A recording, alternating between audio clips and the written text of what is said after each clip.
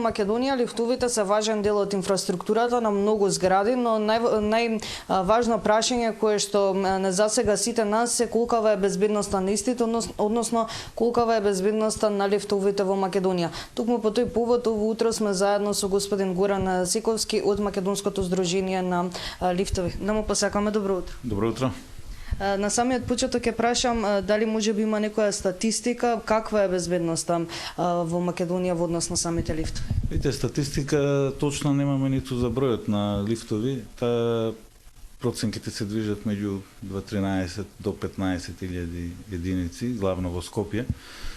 Што се однесува до безбедноста, со актуелниот правилник пропишано е дека мора лифтот да биде под одржување, што значи сопственикот треба да има барем на една година договор за одржување и еднаш годишно да врши технички редовен преглед од страна на правни лица акредитирани и овластени од Министерството за економија.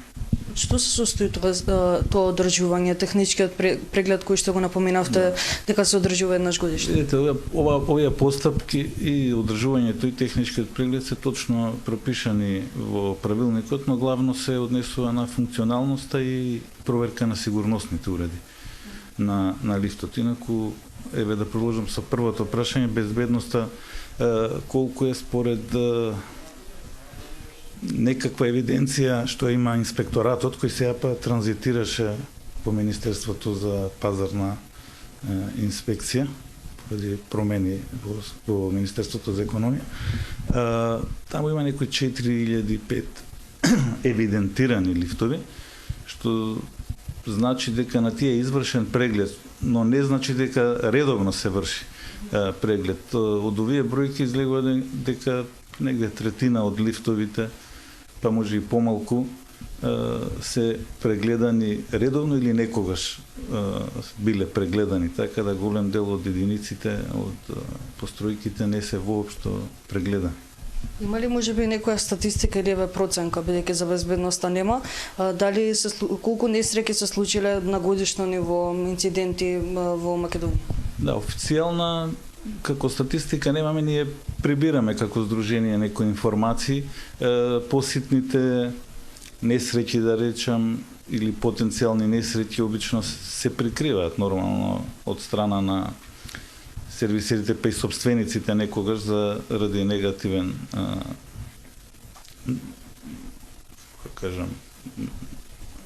контекст на целата приказка.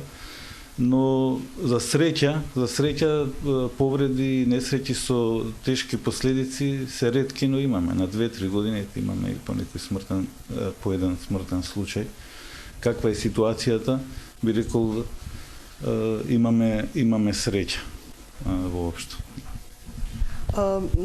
Сакам да напоменеме нешто и за тоа доколку граѓаните имаат незадоволство од нивните лифтови во стамбените згради, каде можат да се обратат и да ги пријават тие случаи, да се пожалат?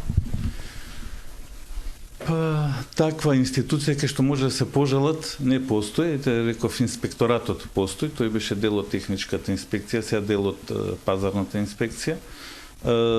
Меѓутоа, може да излезат заради некои нерегуларности на терен по пријава инспекторите, но воопшто ако не се задоволни од одржувањето или нешто техничкиот преглед или некои други забелешки што ги имаат, мислам дека немаат каде. Се вуват и кај нас до здружение, но ние можеме само да им кажеме што некој совет да им дадеме и толку. Значи, вие сте чисто да упатите совети кон сите оние кои што имаат потреба.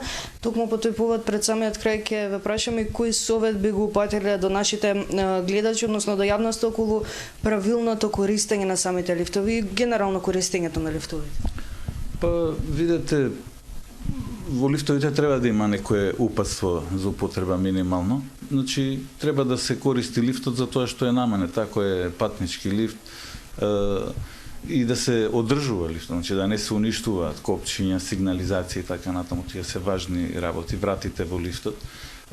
Еден совет што би дал, ако се случи некој дефект, некој да остане внатре заглавен, што велиме, треба да, ако има мобилен или да алармо да го активира и да чека, значи да не се обидува ништо да направи, бидејќи тоа се многу опасни действија кога лифтот е во дефект, нешто има, пробуваат да излезат и така натаму. Уште нешто сакам да кажам, правилникот актуелен, сега е под ревизија, значи се надеваме дека оваа година ќе излезе нов правилник, што се однесува за користењето на лифтовите, значи за лифтовите во употреба, тука и одржувањето и прегледите ќе бидат отфатени. Има некои подобрувања, бидејќи стариот беше донесен 2009, за овие години се појавија некои проблеми во самата примена, така што се надевам дека до крајот на годината ќе имаме малку и построги правила и за одржувачите на лифтови. Значи, до сега тие беа без критериум, може било кој да одржува. Сакаме тука малку ред да се стави, гледаме дека Министерството за економија сака да ги евидентира тие одржувачи и да им даде некоја дозвола врз основа на одредени критериуми. И веројатно и малку построги критериуми ќе бидат и за телата што вршат периодични прегледи. Така. Велите до крај на година? Па, да, зависи од измените на законот. Ја мислам дека оваа година тоа се ќе се заврши. Да се надеваме дека ќе биде така. Ви благодарам многу за одвоеното. Благодарам. Се надевам дека сите овие информации беа корисни во однос на колкава е безбедноста на лифтовите во Македонија. Напоменавме дека нема некоја генерална статистика, но ја напоменавме самата проценка околу безбедност. Ние се гледаме повторно некаде околу 9 часот.